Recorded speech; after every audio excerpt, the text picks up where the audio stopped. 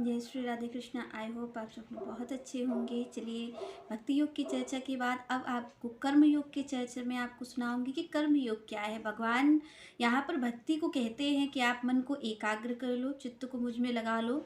तो भगवान यहाँ पर कहते हैं कि मन जो एकाग्र आपको करना है, ये मन जब एकाग्र होगा, जब मेरी शरण में होगा मन, तभी आप भक्ति को कर सकते हैं। तो यहाँ पर सबसे पहली बात ये आ जाती है आपके और हमारे लिए कि भक्ति में भगवान कहते हैं कि मन को एकाग्र करना है। मन को एकाग्र हम यहाँ पर संसार में रह रहे हैं, तो आपके और हमारे लिए तो हमें ये लगता है कि संसार में रह कर के मन एकाग्र कैसे होगा, कैसे हम मन को एकाग्र कर पाएंगे जबकि हम संसार में रह रहे हैं। क्योंकि आपका और हमारा सोचना क्या है कि हम जब कभी ये सब छोड़ कर के चले जाएंगे, और जब ये परिवार को छोड़ देंगे, और जब ये हम सारे जगह को छोड़ देंगे और किसी आश्रम में जा कर के बैठ जाएंगे तो मन एकाग्र हो जाएगा। आपको और हमें तो मन एकाग्र होने की, चित्त के स्थित होने की, हमें तो यही परिभाषा, आपको और हमें तो यही समझ में आता है कि मन का एकाग्र करना मीन्स संसार से विलग होकर के चले जाना, संसार से अलग होकर चले जाना, यही मन का एकाग्र होना है। तो यहाँ पर भगवान ने कर्म योग की चर्चा की। कर्म योग इसलिए क्योंकि आप भक्ति को समझ गए कि भक्ति क्या होगी, कि भक्ति के लिए आपको मन को एकाग्र करना होगा।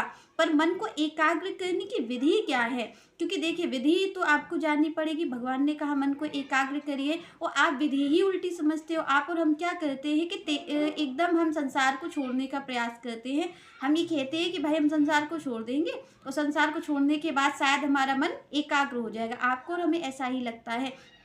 इसलिए भगवान ने अर्जुन को ये समझाया कि मन को एकाग्र करना है, पर कैसे करना है, आप कहाँ रह कर के मन को एकाग्र कर सकते हो।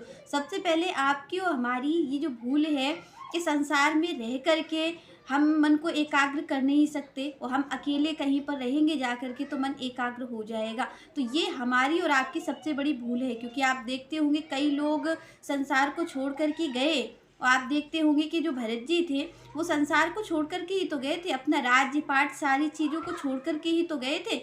पर संसार छूटा कहाँ, आप बताइए। उन्होंने राज्य छोड़ दिया, उन्होंने अपना परिवार छोड़ दिया, और वहाँ जा कर के वो जंगल में बस गए। पर जंगल में बसने के बाद क्या हुआ कि उनका संसार जो वो माया छुड़ाने का प्रयास कर रहे थे वो तो नहीं छूटी, वो जा कर के एक मृग में लग गई। और जब मृग में वो माया लग गई, तो माया के लगने पे क्या हुआ कि जब वो माया मृग में लगने के बाद उनकी क्या गति हुई, आप देख रहे हैं कि उन्हें भगवान की शरण में जाना था।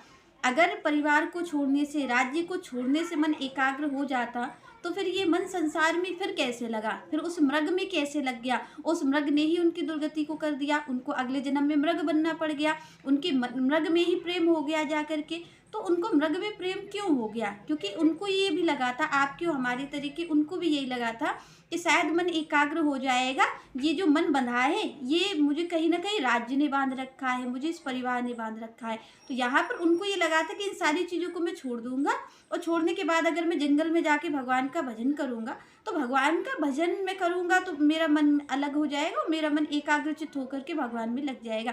पर आप और हमने देखा कि इसका परिणाम क्या आया, वो गए सब चीज़ों को छोड़ करके गए, पर छोड़ा तो कुछ भी नहीं। क्योंकि देखिए सब कुछ छोड़ गए थे, परिवार तो वहाँ नहीं था, उनका राज्य नहीं था, उनका परिवार नहीं था, उसके बाद भी संसार आप कहाँ छोड़ पाओगे। आपका ये जो शरीर है ये इसी माया से बना हुआ है, तो जब तक आप इस शरीर में हो तब तक आप माया को बाहर से तो नहीं त्याग सकते, ये बात तो पक्की है।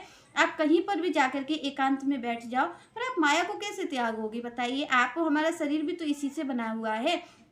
तो उनको भी ऐसा लगा, आपको भी ऐसा, हमें भी ऐसा ही लगता है कि अगर हम इन सब सारी चीज़ों को जो हम कार्य कर रहे हैं इनको हम छोड़ देंगे, तो यहाँ पर शायद हमारा मन एकाग्र हो जाएगा। पर ऐसा होता नहीं है। आपने देखा कि मन एकाग्र नहीं था, उन्होंने तपस्या करने के लिए गए, भजन करने के लिए गए, पर उल्टा हुआ क्या, क्यों, जो सारा प्रेम उन्होंने सारे लोगों में बांट रखा था वो जाकर के उस मृग में जुड़ गया, और जब मृग में जुड़ गया तो उनकी गति क्या हुई कि भगवान ने उन्हें अगले जन्म में मृग बना दिया। तो यहाँ पर जो कर्म योग है इसको हमें समझने की बहुत ज़रूरत है। हमें ये समझना पड़ेगा कि क्या भक्ति के लिए संसार को छोड़ना पड़ता है, या संसार में रह करके ही भक्ति हो सकती है। तो यहाँ पर अर्जुन ने भी ऐसा ही सवाल श्री कृष्ण से किया कि क्या करना चाहिए, भक्ति का मतलब क्या है, और ये जो मन को एकाग्र करना है इसका मतलब क्या है, क्या होता है, क्या सारे संसार को छोड़ करके, अपना कार्यों को छोड़ करके क्या एक जगह चले जाना भक्ति होती है, या फिर सारे कार्यों को करते रहना भक्ति होती है। तो यहाँ पर भगवान से इस सवाल को श्री कृष्ण से अर्जुन ने पूछा। तो अर्जुन पूछते हैं, जयायसी चेत कर्मणस्ते मता बुद्धि जनार्दनः तत्किम कर्मणि घोरे माम नियोजयसी केशवाः। तो उन्होंने कहा कि भाई आप कहते हो कि जो बुद्धि योग है, जो भक्ति योग है, ये बहुत श्रेष्ठ है। भगवान से उन्होंने कहा कि भाई आप कहते हो कि मन का एकाग्र होना बहुत श्रेष्ठ है, ये बुद्धि योग बहुत श्रेष्ठ है, पर फिर आप ऐसा क्यों कह रहे हो? आप फिर इस जो घोर ये जो कर्म है इसको करने के लिए क्यों कह रहे हो? इस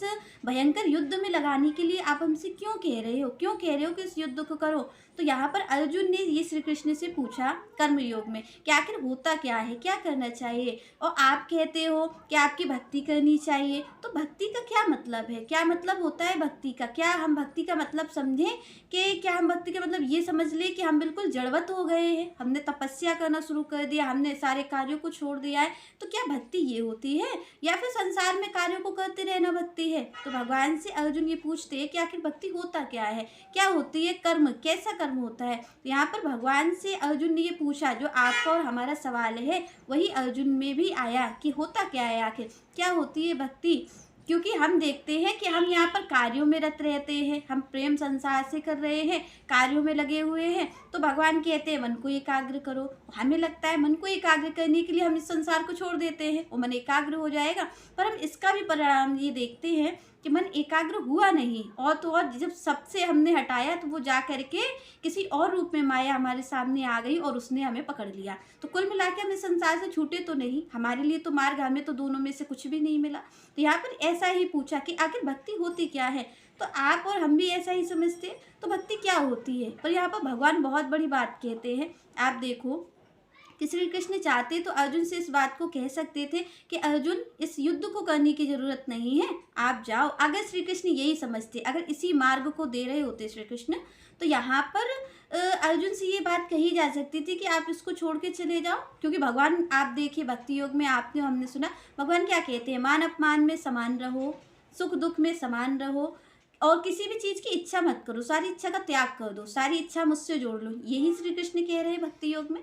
तो भक्ति योग में यहाँ पर श्री कृष्ण इस चीज़ को कहते हैं कि सारी इच्छा छोड़ दो। तो युद्ध जो करवा रहे हैं वो राज्य की इच्छा से हो रहा है, तो यहाँ पर भगवान ही कह रहे हैं कि सारी इच्छा को त्याग दो, और त्याग करने के बाद भगवान ही कह रहे हैं कि इस युद्ध को करो।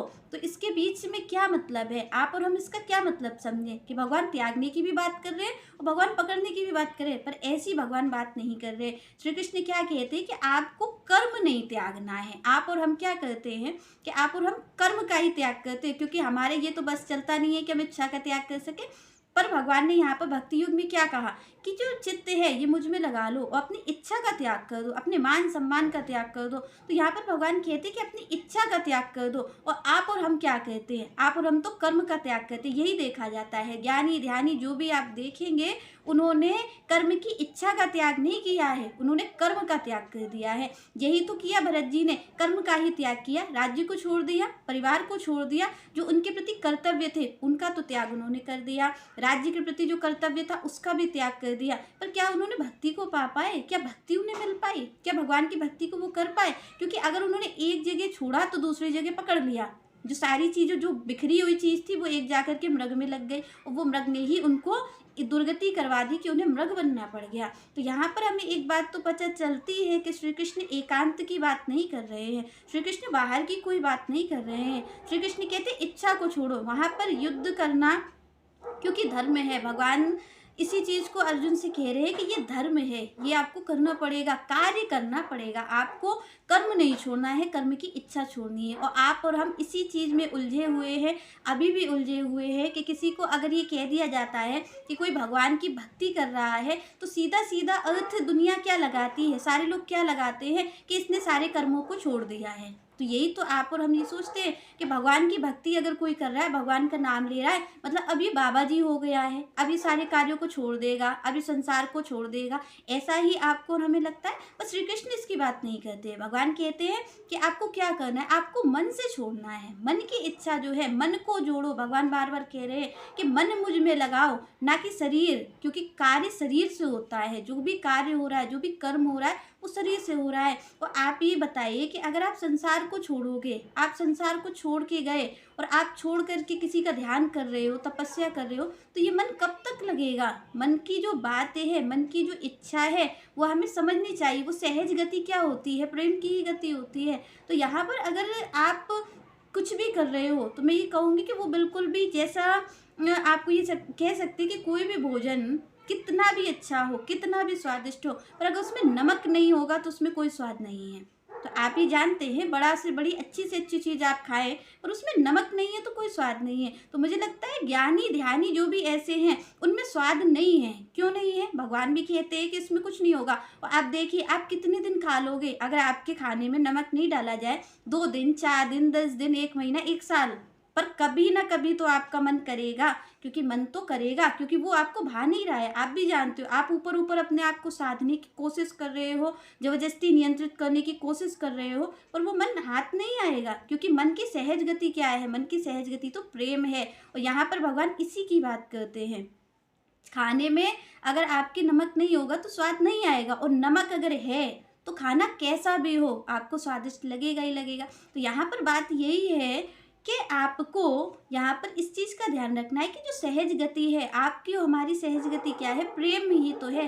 भगवान यहाँ पर कह रहे हैं कि हमसे चित्त लगा लो, हमसे प्रेम कर लो। तो यहाँ पर सीधी सीधी गति क्या है? हमारी और आपकी प्रेम। हम जहाँ जाते हैं वहाँ पर हम क्या करते हैं? सबसे बात करते हैं, प्रेम करते हैं। तो भगवान ने कहा कि अगर आप संसार को छोड़ दोगे, पहली बात तो आप ये देखो कि अगर आप कर्तव्यों को छोड़ रहे हो, कर्मों को छोड़ रहे हो, संसार को छोड़ रहे हो, तो आपको संसार की असारता का तो कभी पता ही नहीं चलेगा। अगर आप ये सोच रहे हो कि आप तप करने चले गए, आप भजन करने चले गए, तो कभी ना कभी तो आपका मन ये कहेगा कि शायद ये संसार अब अच्छा हो गया हो, शायद अब इसमें अच्छी चीज़ें आ गई हो सकता है शायद लोग अच्छे हो गए हो, बदल गए हो, तो कभी ना कभी आप लौट करके इससे आओगे। यहाँ पर भगवान कहते भाई, क्योंकि आप संसार में रह ही नहीं रहे हो। पर यहाँ पर जो संसार में रहता है, वो संसार में रह करके मन को साधता है। तो ये जो संसार भगवान ने बनाया, ये बनाया ही इसीलिए है कि आपका मन सधा रहे, आपका मन गिरे नहीं, क्योंकि आप संसार में रह रहे हो। और संसार में आपको प्रेम से बोलने वाले लोग भी मिल रहे हैं, और आपको वही घृणा से आपको 4 गाली देने वाले भी लोग मिल रहे हैं। तो मैं आपसे ये कहती हूँ कि आपको प्रेम वाले लोग तो शायद भगवान से दूर कर सकते हैं, पर ये जो आपकी निंदा करते हैं, जो आपकी बुराई करते हैं, वो निश्चित आपको भगवान की ओर ले जाने का काम करते हैं। इसलिए भगवान कहते हैं कि आपको संसार का त्याग नहीं करना। अरे आप त्याग कर दोगे तो फिर आपको बताएगा कौन कि संसार की असारता क्या है, संसार है कैसा? क्योंकि आप और हम तो चले गए सब संसार को छोड़ करके। हमने पहली बात तो हम छोड़ नहीं पाएंगे, हमें आना ही है संसार में, क्योंकि प्रेम ही तो सबकी अवस्था है। प्रेम के बगैर तो हम नहीं रह पाएंगे। तो यहाँ पर हम कितने दिन अकेले रहेंगे? हम ध्यान करेंगे, हम नियंत्रित करेंगे अपने मन को, और मन को नियंत्रित करने के बाद भी जो हमारा ज्ञान रहेगा वो बेस्वाद ही रहेगा, हमारा जो ध्यान रहेगा वो बेस्वाद ही रहेगा।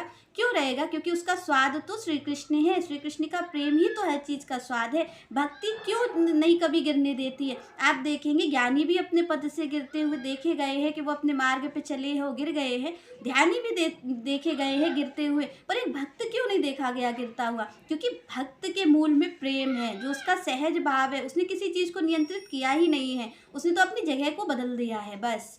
तो यहाँ पर भगवान क्या कहते हैं कि भाई अगर आप संसार ही छोड़ोगे, आप संसार का त्याग कर दोगे, तो आपको कभी ना कभी ऐसा लगेगा कि संसार परिवर्तन हो गया होगा, क्योंकि संसार परिवर्तनशील है। तो यहाँ पर आपको कभी ना कभी ऐसा आभास होगा कि शायद अब सब कुछ बदल गया होगा, पर ऐसा होता नहीं है। संसार वैसा का ही वैसा रहता है। तो हम भगवान की ओर से कभी ना कभी गिर सकते हैं, क्योंकि कब तक आप मन को नियंत्रित करोगे? आपने किसी चीज़ को पकड़ रखा है तो कभी ना कभी तो वो आपके हाथ से छूटेगी, क्योंकि आपने पकड़ रखा है। तो यहाँ पर श्री कृष्ण इसीलिए कहते हैं कि ये जो संसार है इसमें आप रहो, इसमें अपने कार्यों को करते रहो, कर्तव्यों को करते रहो, छोड़ के मत भागो जो आपका कार्य है। क्योंकि देखिए, जब आप इस संसार में रहोगे तभी तो पता चलेगा कि पल पल व्यक्ति मर रहा है, पल पल व्यक्ति किस तरीके से संसार में पल पल मर रहा है। जब आप उसको देखोगे, उसको तड़पता हुआ देखोगे, तभी तो आप जानोगे कि हमने क्या पाया है। देखिए, आप अगर दुख नहीं झेलते हो तो कभी आपको सुख का मजा पता नहीं चलेगा, आपको ये पता ही नहीं चलेगा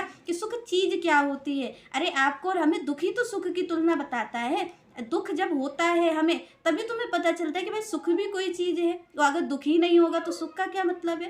तो यहाँ पर भगवान ने इसीलिए रखा कि भक्ति और कर्म आपका एक साथ रहेगा, क्योंकि कर्म ही आपको बताएगा कि ये जो सुख है वो है किस में। किसमें आपको सुख है? अरे आप संसार का त्याग कर दोगे तो आपको कभी अपने दुख का, अपने सुख का पता ही नहीं चलेगा। आपको पता ही नहीं चलेगा कि आपको मिला क्या है। इसलिए भगवान ने कहा कि आप कर्म को करते रहो, संसार को देखते रहो। जो आपकी निंदा कर रहे हैं उनको तो विशेष अपने पास रखो। संतों ने हमेशा ये कहा है कि आप अगर चाहते हैं ना कि आप भगवान की ओर आगे बढ़ते रहें, तो निश्चित रूप से अपने निंदा करने वालों को अपने पास रखिएगा। क्यों रखिएगा? क्योंकि जब वो आपकी निंदा करेंगे ना, आपको 4 बातें कहेंगे, तो निश्चित आपको संसार से उपरति हो जाएगी। संसार को छोड़ने का आपका मन स्वतः ही हो जाएगा। और जब स्वतः होगा ना मन संसार को छोड़ने का, तो आप जानते हैं कि एक चीज़ छोड़ी मन ने तो दूसरी चीज़ पकड़ ली। और जैसे ही वो संसार को छोड़ेगा तो वो किसको जाके पकड़ेगा? श्री कृष्ण को ही पकड़ेगा। तो यहाँ पर आपको संसार में इसीलिए रहना है। भगवान ने कहा कर्म को करते रहिए। जो आपको भगवान ने सेवा दी है, जो भी कर्म दिया है, उसे सेवा रूप में करिए। ये मत करिए कि हम किसी पे उपकार कर रहे हैं। अरे भगवान ने आपको सेवा दी है तो आप उसको सेवा के रूप में करिए, सेवा के रूप में करते रहिए। बस संसार में बने रहिए, क्योंकि संसार ही आपको कृष्ण की ओर बढ़ाएगा। आप संसार का त्याग करोगे तो आप कृष्ण से विमुख होना आपका निश्चित है। एक न एक दिन आप विमुख हो जाओगे, वो आपसे छूट ही जाएंगे। तो यहाँ पर संसार आपका बहुत सहयोग करता है। मैं कहती हूँ संसार बुरा नहीं है, भगवान की माया बुरी नहीं है। भगवान की माया ही आपको धक्का मार के श्री कृष्ण के चरणों तक पहुंचा देती है, क्योंकि पल पल आपको पता चलेगा कि इनका प्रेम है कैसा। जब आप भक्ति की ओर जाएंगे तो आप देखेंगे कि जो लोग आपसे प्रेम करते थे वही आपको गाली देते हुए नजर आएंगे, क्योंकि उनके स्वार्थ में बाधा पड़ गई है। तो यहाँ पर आपको संसार ही तो पल पल बताएगा कि वो कैसा है। आप जिनको अपना समझते थे, आज आपने अपनी खुशी की ओर आप आगे बढ़े, श्री कृष्ण की ओर आगे बढ़े, तो इस संसार को दिक्कत होने लग गई। ये संसार आपके ही खिलाफ हो गया है। तो क्यों हुआ? क्या संसार का प्रेम था? अगर संसार का आपसे प्रेम होता तो आज आपके लिए आपका साथ भी तो दे रहे होते। पर क्योंकि वो खिलाफ हैं आपके, क्यों खिलाफ है? क्योंकि उनके स्वार्थ में बाधा पड़ गई है। तो यहाँ पर ये जो संसार है ये आपको श्री कृष्ण की ओर ले जाने का ही कार्य करता है। इसीलिए भगवान ने कहा कि अगर अर्जुन इस युद्ध को नहीं करेंगे तो अर्जुन को आज नहीं तो कल, अगर अर्जुन तप करने, योग करने, ध्यान करने चले जाते हैं तो उनको कई वर्षों बाद ऐसा जरूर होगा कि उन्हें लगेगा कि शायद मेरे परिवार के अपने जन बदल गए होंगे, तो शायद मैं इनकी ओर प्रेम भाव से देख लूँ, मैं चला आऊँ। तो भगवान को छोड़ के अर्जुन कभी ना कभी तो आ जाते। इसलिए भगवान ने कहा कि देखो इनको देखो, ये कहाँ तक तुम्हारी ओर खिलाफ है, कहाँ तक तुमसे लड़ने के लिए तैयार है। तो पल पल अर्जुन ने ये देखा कि उनका जो परिवार था वो किस तरीके से उनकी ओर, भले ही वो सत्य की राह पे खड़े थे, श्री कृष्ण की ओर खड़े थे, फिर भी जो असत्य है, जो अधर्म है, भगवान ने कहा अधर्म को मारना है, आपको कुछ छोड़ के जाना नहीं है। तो यहाँ पर आपको हमें ध्यान रखना है कि हमें ये जो छोड़ने की प्रवृत्ति है, हमें लगता है कि भक्त संसार को छोड़ता है, भक्त संसार को कभी छोड़ ही नहीं सकता है। क्योंकि अगर भक्त ने संसार को छोड़ा तो भक्त जैसे ही संसार को छोड़ेगा वैसे ही श्री कृष्ण भी उससे छूट जाएंगे। इसलिए भक्त कभी भी संसार का त्याग नहीं करता है, क्योंकि ये जो संसार है, भगवान की ये जो माया है, यही भगवान की ओर हमें और आपको आगे पल पल बढ़ाती है। जैसे जैसे संसार आपके साथ दुर्व्यवहार करेगा, जैसे जैसे आपको गाली देगा, आपको बुरा करेगा, तैसे ही आप भगवान कृष्ण की ओर बढ़ते जाएंगे। तो यही एकमात्र साधन है। इसलिए श्री कृष्ण ने कहा कि आपको इस युद्ध को तो करना पड़ेगा। आगे कर्मयोग की चर्चा को हम कल के वीडियो में करेंगे। तब तक के लिए जय श्री राधे, जय श्री।